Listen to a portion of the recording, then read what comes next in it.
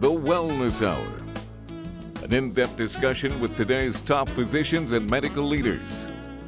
And now, your host, Randy Alvarez. You are watching The Wellness Hour, leader in medical news and information. I'm Randy Alvarez. Big topic today, new treatment options for people suffering with AFib. With us, we have a well-known, world-renowned cardiothoracic surgeon, Dr. Mitruka. Dr. Mitruka, welcome to the program. Thank you, Randy. Nice to be here. Now, you're over at Eisenhower. Yes. And I've wanted you on the show for quite some time, so I'm glad to have you here. So tell us about your role there. Well, I'm one of the two cardiothoracic surgeons at Eisenhower. Myself and my partner, Dr. Wilson, are the two surgeons that do all of the heart surgery, the lung surgery, and a bit of the vascular surgery that's performed at Eisenhower. So you also have a interventional AFib program. Yes, we do. Expand on that. We became very interested in the treatment of AFib, or atrial fibrillation, a number of years ago. And what we realized along the way was that it wasn't purely a medical or a surgical treatment option for patients with AFib, that it also very clearly involved the electrophysiologists who are cardiologists. Okay. And there are two electrophysiologists at Eisenhower, two excellent ones, who do AFib ablations. And then there are two surgeons. And what we decided a number of years ago was that it would be optimal for patient treatment and for addressing the disease of AFib if we could collaborate and have a collegial approach to the treatment of it.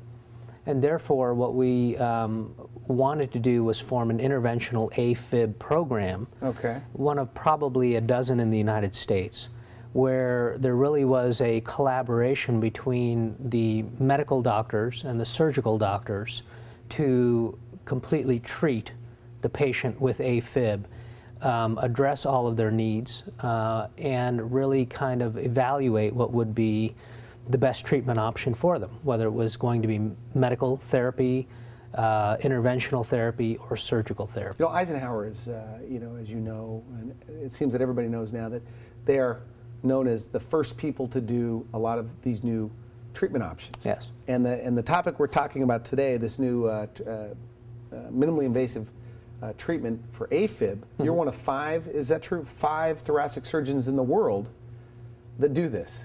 One of about 5, yes, give or take 1. Okay. A lot of patients, Randy, don't feel well. They don't have any energy. They don't have any exercise tolerance. They feel tired and fatigued all the time. Are there doctors that think that this is not that big of a deal? Yes. AFib? And they just throw medications at it? Yes. Most physicians, interestingly, as educated as they are and as much as they care about their patients and as much as they want to do the right thing for their patients, most physicians, either through training or background or experience, believe that AFib is a nuisance rhythm. It's a nuisance. What does that mean? Tell me about that. Well, patients with AFib, they call the office a lot. And they say, I'm not feeling well today. Like a pain patient, almost. Almost like a pain patient or a patient with some other malady or affliction that... So they're brushed off in a way. They're brushed off in a way. Interesting. And... because there's not much, or the thought is there's not much you could do about it? Is that why? The thought is that you treat these patients with medicines. Like blood thinners? Blood thinners, like Coumadin, which has an enormous number of potential complications, and aspirin, and drugs that will slow the heart rate down or control the heart rate, and therefore presumably make the symptoms less. So that's a big misconception. Not only with the lay people, but in the medical community. Yes. Okay. Yes. So, well, tell us then the different treatment options now, and what you're doing, because I guess what you're doing is dramatically different. Yes. Than. Well, there are basically 3 ways to treat AFib. There's the medical way. And the medical way, as we've discussed, is to thin out the blood, so hopefully you don't form clots inside the heart that can then break away and cause strokes, and to slow the heart rate down. So those are the 2 basic tenets behind the medical therapy of AFib. So AFib, though, is an electrical problem in a way? Is that yes. One way to put it? Yes. Okay. So they do this by giving blood thinners, but does that really take care of the... All it does is ameliorate the symptoms. Okay. And hopefully prevent some of the potential complications. It doesn't take away the AFib. Afib has been described as an electrical storm that goes across the atria. And it's intermittent? This isn't something that happens all day long? Well, there are two types of Afib. One type is intermittent, and that's called paroxysmal Afib, and that's where it comes and goes on its own, spontaneously. The other type is called continuous, and that's where you're constantly in the Afib. Which one is more dangerous? Well, I don't know if it can really be classified as which is more dangerous. They're both very disturbing. But they're both treated the same way? And they're both treated the same way. Medication is the first line. Yes. Okay. Now, in all fairness, medication for about a third of patients with Afib, whether intermittent or continuous, is effective, and it works. The second approach is where our colleagues, the electrophysiologists, who are cardiologists who have done special training in the electrical conduction system of the heart, can take you to the EP lab, and through a variety of catheters that they thread up into the groin and then subsequently into the heart, can ablate certain pathways that may be causing the Afib. Okay. And in certain patients, that is a very effective therapy, but in a majority of Afib patients, ultimately proves to be not as effective as what we can do surgically. Okay. And then the third form of therapy is what we're ultimately here to talk about today, and that's the surgical treatment of lone atrial fibrillation. Now, as a definition, lone atrial fibrillation, or lone Afib, is the presence of Afib in a patient, in a person, who does not have organic heart disease that we are going to operate on. So their heart is fine. Their heart is fine. No blockages, just that electrical problem? That's correct. I'm following that right? Okay. That's right.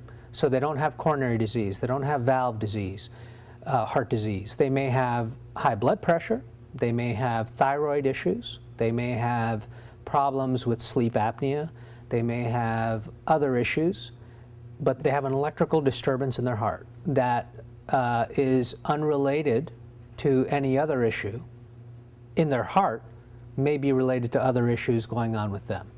But ultimately, it results in Afib. What age do people get this?